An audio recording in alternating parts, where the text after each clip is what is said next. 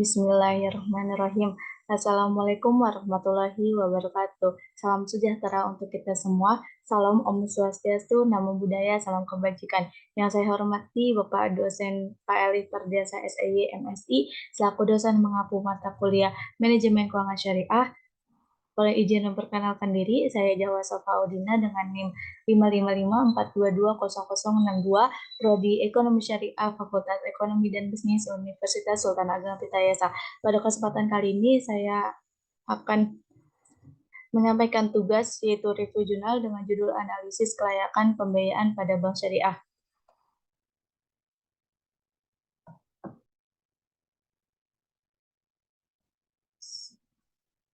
Selanjutnya di sini ada review jurnal yang dimana dengan judul analisis kelayakan pembiayaan bank syariah. Penulisnya yaitu Rahmat Gayas, penerbitnya pada volume 4 nomor 2 bulan Desember tahun 2019, halaman 124 sampai 146. Tahunnya yaitu 2019. Baik, selanjutnya di sini ada abstrak. Bank Syariah adalah bank yang beroperasi dengan tidak mengandalkan pada bunga, bank Islam atau biasa disebut dengan bank tanpa bunga, yaitu adalah lembaga keuangan atau perbankan yang operasionalnya dan produknya dikembangkan berdasarkan pada Al-Quran dan Hadis. Pembiayaan merupakan salah satu tugas pokok bank, yaitu pemberian fasilitas penyediaan dana untuk memenuhi kebutuhan pihak-pihak yang merupakan defisit umum. Tujuan utama dari analisis pembiayaan ini adalah memperoleh keyakinan apakah customer punya kemauan dan kemampuan memenuhi kewajibannya secara tertib, baik pembayaran pokok pinjaman maupun bagi hasil sesuai dengan kesepakatan dengan bank. Kata kunci di sini yaitu ada bank syariah dan pembiayaan.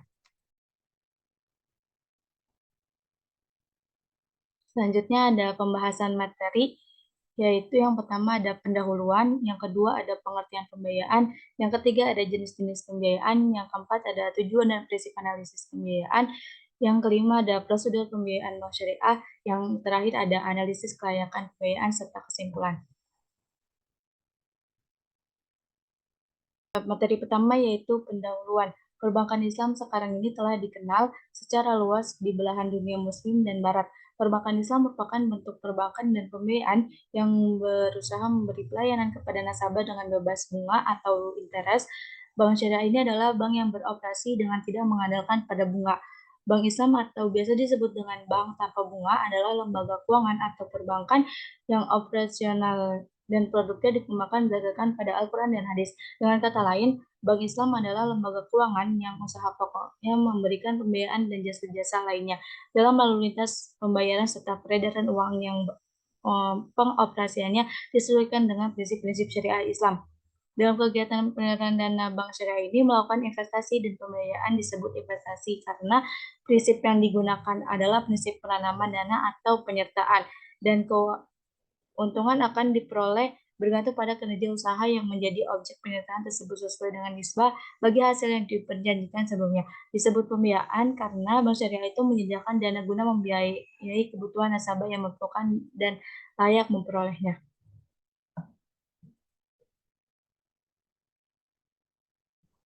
Materi selanjutnya yaitu pengertian pembiayaan.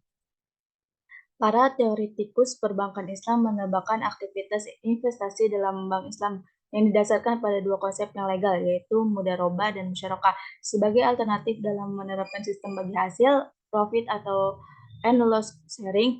Teori ini menyatakan bahwa bank Islam itu akan memberikan sumber pembiayaan atau finansial yang luas kepada peminjam yang biasa disebut dengan debitur berdasarkan atas bagi resiko, baik yang menyangkut keuntungan maupun kerugian, yang berbeda dengan pembiayaan finansial sistem bunga pada dunia perbankan konvensional yang semua resikonya itu ditanggung oleh pihak peminjam atau debitur.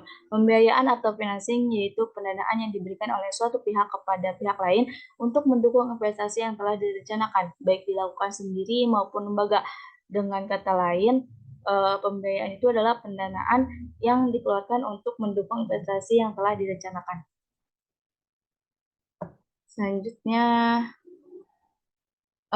sedangkan dalam Undang-Undang Nomor 21 Tahun 2008 disebutkan bahwa pembiayaan itu adalah penyediaan dana atau tagihan yang dipersamakan dengan Itu berupa yang pertama transaksi bagi hasil dalam bentuk mudharabah dan musyarakah.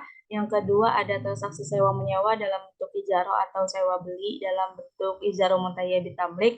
Yang ketiga ada transaksi jual beli dalam bentuk piutang murabahah, salam dan istisna. Yang keempat ada transaksi pinjam meminjam dalam bentuk piutang kod. Dan yang terakhir ada transaksi sewa menyewa jasa dalam bentuk ijaro untuk transaksi multi jasa yang berdasarkan persetujuan atau kesepakatan antara bank syariah dan atau US dan pihak lain yang mewajibkan pihak yang dibiayai dan atau diberi fasilitas dana untuk mengembalikan dana tersebut setelah jangka waktu tertentu dengan imbalan ujroh tanpa imbalan atau bagi hasil.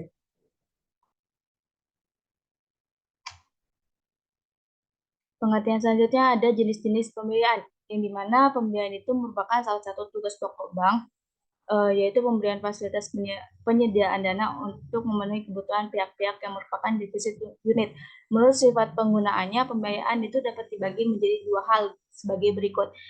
Yang pertama pembiayaan produktif, yaitu pembiayaan yang ditujukan untuk memenuhi kebutuhan produktif dalam arti luas, untuk meningkatkan usaha, baik usaha produksi, perdagangan, maupun investasi.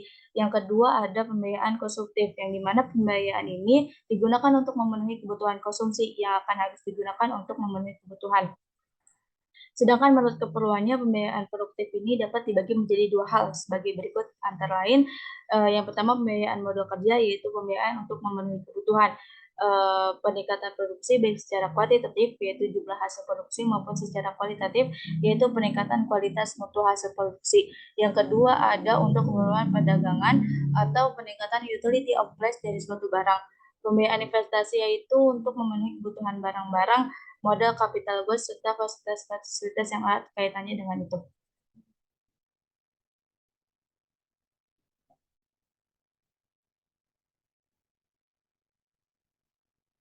Selanjutnya, jenis pembiayaan pada bank syariah akan diwujudkan dalam bentuk aktiva produktif dan aktiva tidak produktif, antara lain yang pertama ada jenis aktiva produktif pada bank syariah ini dialokasikan dalam bentuk pembiayaan sebagai berikut.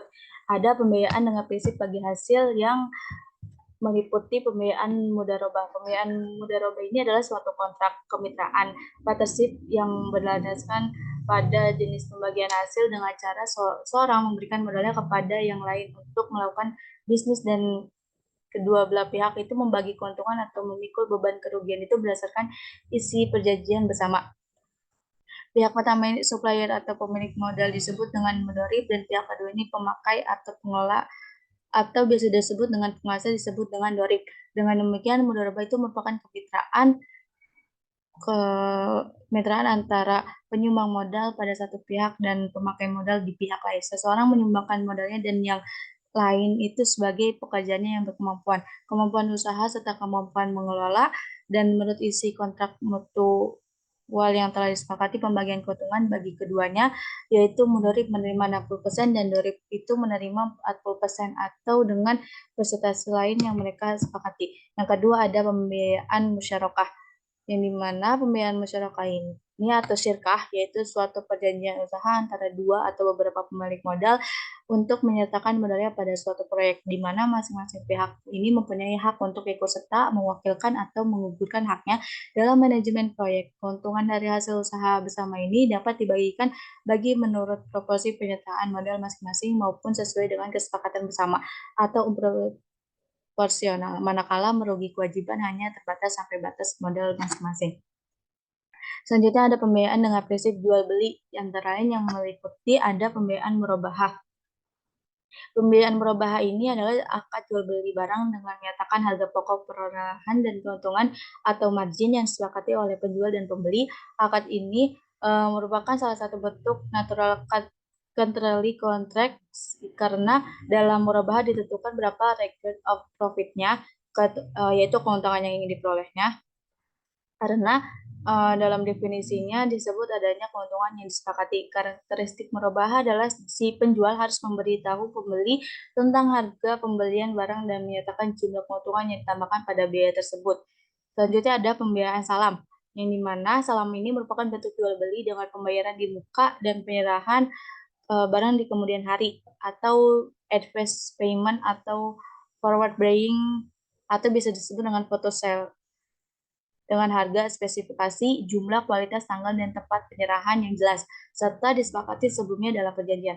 Barang yang diperjualbelikan belum tersedia eh, pada saat transaksi dan harus diproduksi terlebih dahulu, seperti produk-produk pertanian dan produk-produk fungible atau barang yang dapat diperkirakan dan diganti sesuai berat, ukuran, dan jumlahnya atau sebagai lainnya. Itu barang-barang non-fungible seperti batu mulia, lukisan berharga, dan lain-lain yang merupakan barang langka tidak dapat dijadikan sebagai objek salam.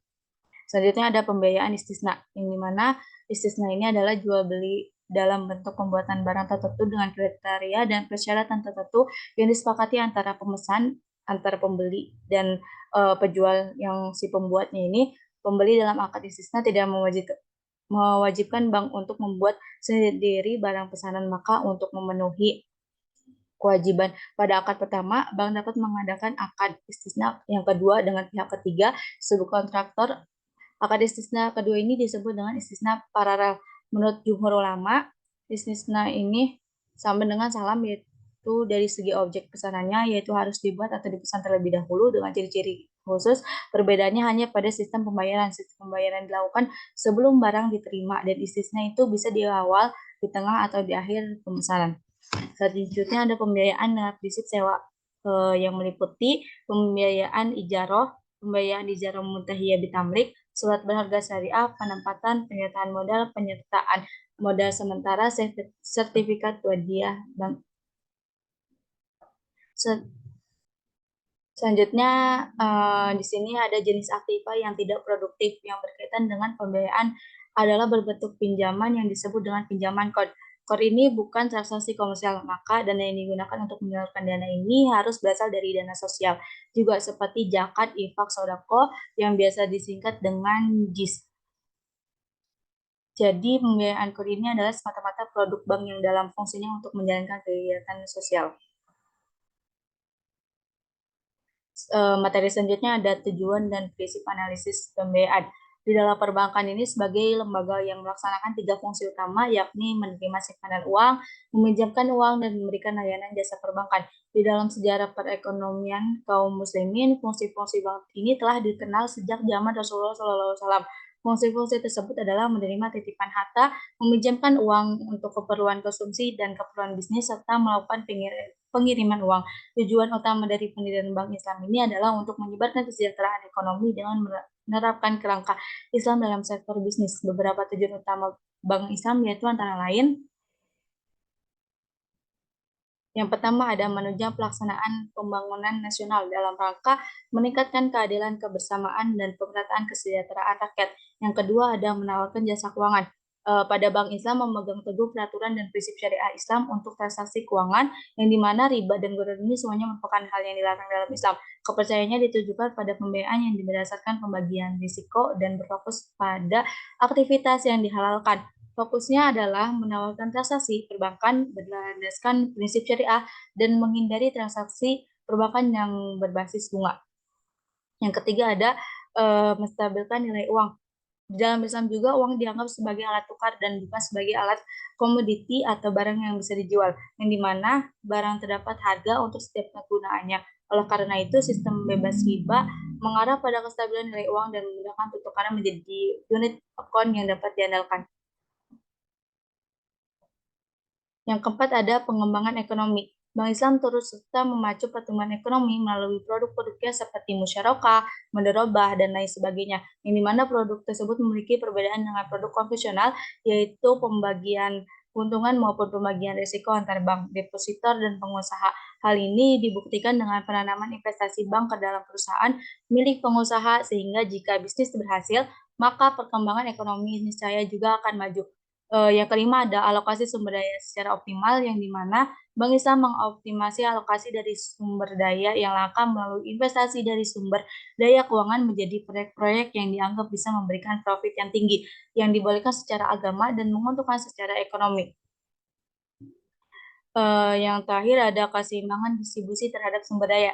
Bank Islam ini memastikan adanya keseimbangan distribusi dari pendapatan dan sumber daya di antara pihak yang berpartisipasi pada bank, depositor, pengusaha itu sebagai contoh melalui pendekatan pembagian keuntungan. Yaitu yang terakhir ada pendekatan optimis, yang dimana profit sharing mendorong bank-bank kepada proyek-proyek yang menghasilkan keuntungan dalam jangka panjang termasuk jangka pendek juga, yang ini mengarahkan bank untuk melakukan analisis yang tepat sebelum mengambil proyek-proyek tersebut, di mana menjamin keamanan keduanya bank antara bank dan investor secara keseluruhan. Hasil nantinya akan didistribusikan kepada shareholder sehingga memaksimalkan keuntungan sosial dan membawa kesejahteraan ekonomi. Analisis pembiayaan itu merupakan langkah penting untuk realisasi pembiayaan pada bank syariah. Analisis pembiayaan ini dilakukan oleh pelaksana pembiayaan di bank syariah yang bertujuan untuk menilai kelayakan usaha calon peminjam, menekan risiko akibat tidak terbayar pembiayaan, yang terakhir menghitung kebutuhan pembiayaan yang layak.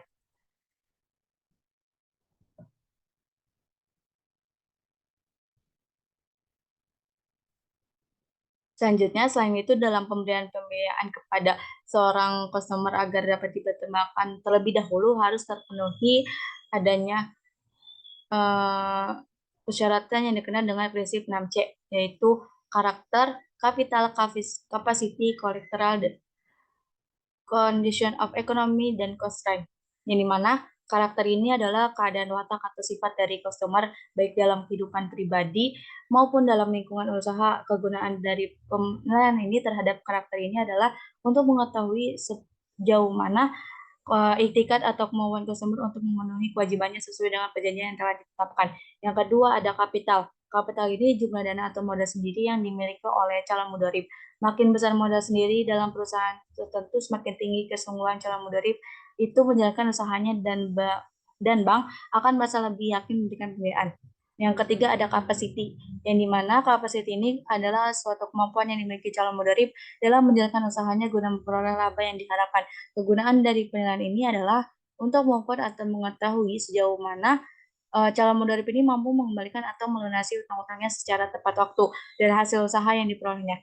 Yang keempat ada kolateral, yang dimana kolateral ini suatu barang yang diserahkan mudharib sebagai argumen terhadap pembiayaan yang diterimanya. Kolateral ini harus dinilai oleh bank untuk mengetahui sejauh mana resiko kewajiban finansial mudharib kepada bank. Penilaian terhadap argumen ini meliputi jenis lokasi, bukti kepemilikan, serta status hukumannya.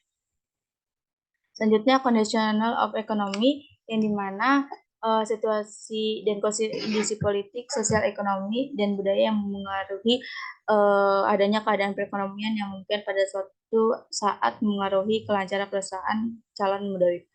Yang keenam ada constraint, yang dimana constraint ini adalah suatu batasan dan hambatan yang tidak memungkinkan suatu bisnis untuk dilaksanakan pada tempat tertentu, misalnya pada pendirian suatu usaha pompa bensin yang di sekitarnya banyak bengkel-bengkel atau pembakaran batu bata.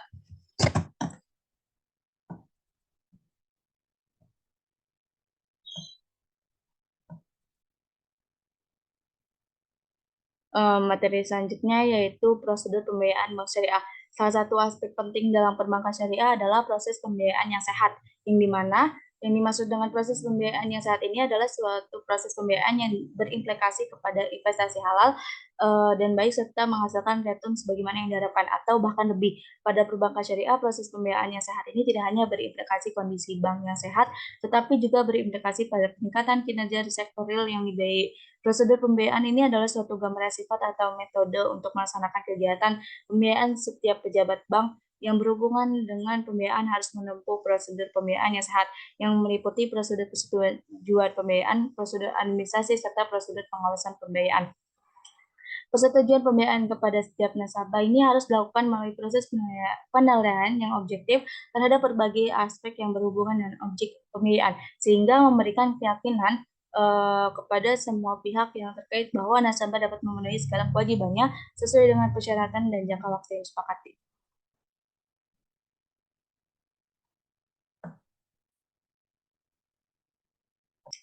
Selanjutnya, yaitu persetujuan pembiayaan hanya dilakukan oleh pejabat yang mempunyai wewenang untuk memutuskan pembiayaan. Keputusan pembiayaan ini harus didasarkan atas penilaian terhadap seluruh pembiayaan yang sedang dan akan dinikmati pemohon secara bersamaan. Besarnya wewenang setiap pejabat ini memutus atau pemberi persetujuan pembiayaan harus dinyatakan secara tertulis dalam surat keputusan direksi, yang dimana ada administrasi dan proses pembiayaan, yaitu portofolio pembiayaan, financing merupakan bagian terbesar dari aktiva bank karena pembiayaan ini merupakan aktivitas utama dari usaha perbankan. Dengan demikian, maka pendapatan bagi hasil atau keuntungan jual beli yang merupakan instrumen pembiayaan perbankan syariah merupakan sumber pendapatan yang dominan. Yang kedua ada unsur-unsur administrasi pembiayaan administrasi. Jadi portofolio pembiayaan dapat dibagi menurut tujuan dan fungsi dari fungsi manajemen secara umum, yaitu yang pertama ada perencanaan, organisasian, pengendalian. Perencanaan ini meliputi pertimbangan risiko dan pendapatan serta alokasi pembiayaan, pengorganisasian menyangkut pengaturan pelaksanaan rencana pencapaian tujuan yang menentukan kebijakan dan preset termasuk pengadaan fungsi-fungsi pendukung dan pembiayaan melalui struktur organisasi. Pengadaan menyangkut pengawasan pembiayaan.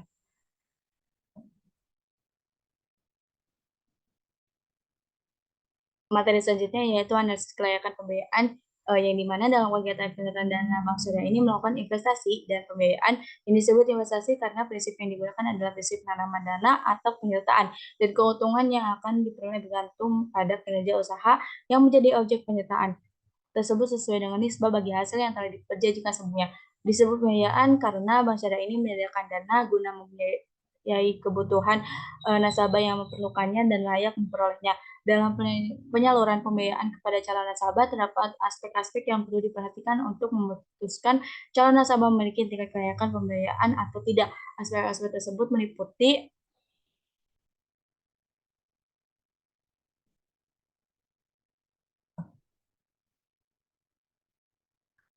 aspek-aspek tersebut meliputi yang pertama evaluasi pasar dan pemasaran hasil produksi, yang dimana kemampuan perusahaan menciptakan dana untuk mengembalikan pembiayaan itu sangat dipengaruhi oleh keberhasilan pemasaran hasil produksi mereka. Semakin maju dan berhasil pemasaran hasil produksi, maka akan semakin besar juga kemampuan perusahaan meningkatkan jumlah penjualan dan keuntungan mereka akan semakin besar.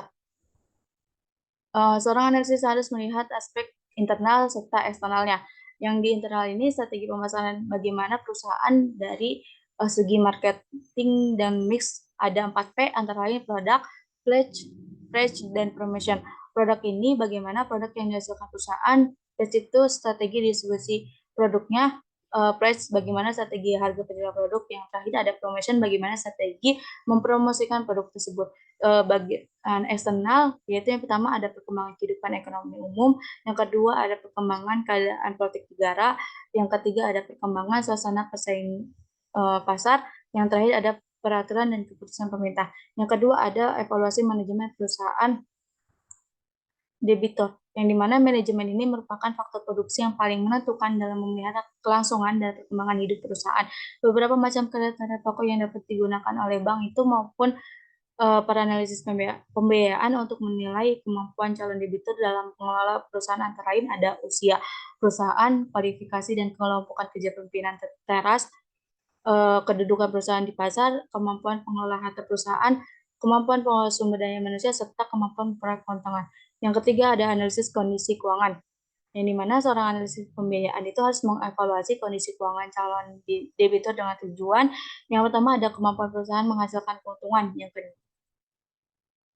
kedua struktur pendanaan perusahaan, yang ketiga kemampuan untuk melunasi pinjaman yang jatuh tempo, yang terakhir ada efisiensi pengelolaan harta perusahaan untuk masa lampau.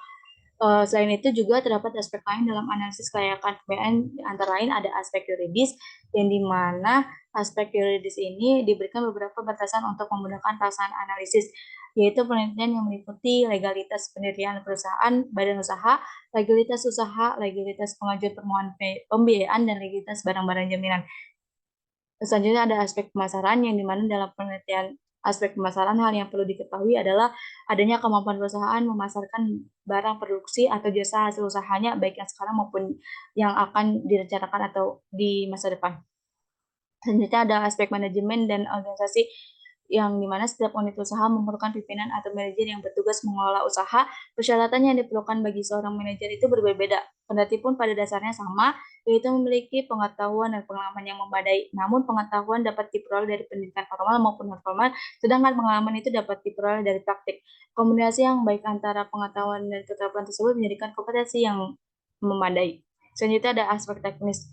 Lingkup aspek teknis dalam analisis pembiayaan ini adalah menilai apakah barang yang diproduksi customer ini dapat dibuat dengan kualitas yang baik dan dengan biaya produksi yang rendah sehingga laku dijual dan menguntungkan. Selanjutnya ada aspek keuangan. Aspek finansial ini merupakan aspek yang sangat penting di dalam analisis permohonan pembiayaan. Meskipun aspek-aspek lain juga sangat menentukan, namun dalam evaluasi kondisi keuangan calon debitur dapat dilakukan dengan melihat laporan keuangan berupa neraca dan rugi, laba perusahaan, analisis risiko keuangan, dan proyeksi arus kas calon debitur. Selanjutnya ada aspek jaminan. Salah satu persyaratan yang ditetapkan dalam rangka pemberian pembiayaan perbankan antara lain adalah penyerahan jaminan oleh calon customer. Jaminan tersebut beraneka ragam jenisnya. Suatu jaminan yang diserahkan ke calon customer dalam rangka pemberian pembiayaan oleh bank harus diteliti dan dinilai dengan secara baik untuk mendapatkan nilai perkiraan yang wajar. Nilai perkiraan yang wajar ini ditetapkan untuk suatu jaminan dan akan merupakan pedoman untuk mengukur jarannya terhadap pemberian pembiayaan yang sedang dipertimbangkan apakah sudah cukup memadai atau belum memenuhi persyaratan nilai jaminan yang ditetapkan oleh lembaga keuangan. Yang terakhir ada aspek sosial ekonomi dan analisis dampak lingkungan atau biasa disingkat dengan AMDAL.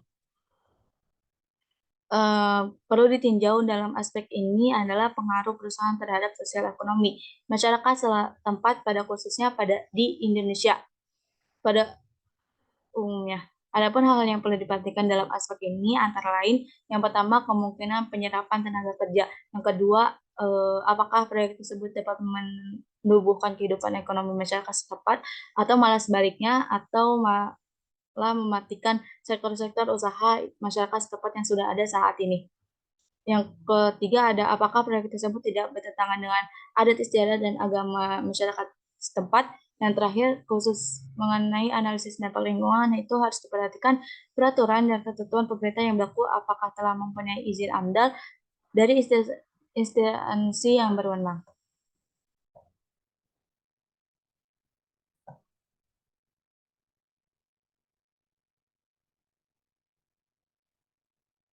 Selanjutnya penutup atau kesimpulan. Pembiayaan atau financing yaitu pendanaan yang diberikan oleh suatu pihak kepada pihak lain untuk mendukung investasi yang telah direncanakan, baik dilakukan sendiri maupun lembaga. Dengan kata lain, pembiayaan ini adalah sebuah pendanaan yang dikeluarkan untuk mendukung investasi yang telah direncanakan dengan tujuan analisis pembiayaan ini yang dilakukan oleh pelaksana pembiayaan di bank syariah. Yang pertama yaitu untuk menilai kelayakan usaha calon peminjam. Yang kedua ada menekankan risiko akibat tidak terbayar pembiayaan. Yang terakhir ada menghitung kebutuhan pembiayaan yang layak. Ada aspek-aspek yang digunakan dalam analisis kelayakan pembiayaan yang antara lain yaitu yang pertama ada aspek yuridis, aspek pemasaran, aspek manajemen investasi, aspek teknis, aspek keuangan, aspek jaminan, serta aspek sosial ekonomi dan analisis dampak lingkungan atau biasa disingkat dengan AMDAL.